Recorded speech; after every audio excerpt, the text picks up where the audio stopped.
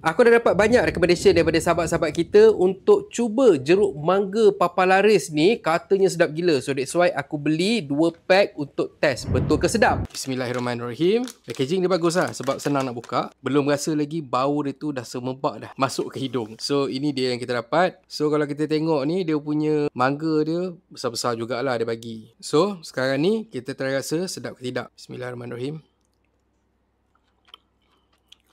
Fluffy. So, bila kata aku makan ni, aku baru faham apa yang orang cakap. Sebab diorang kata, jeruk yang bagus, dia takkan hilangkan rasa sebenar bahan tu. Dan juga dia takkan ubah tekstur yang ada dekat bahan tu. So, untuk aku rasa ini for the first time lah. Aku makan jeruk mangga yang rasa dia manis, yang rasa dia berlemak, yang memang sedap. Satu benda yang aku tak sangka aku akan buat, aku nak pujilah. Produk dari Dato' Ali Shukri ni, this is one of the best lah, seriously. So kita nak dapatkan honest opinion daripada si kecil ni, rasa dia sedap ataupun tak.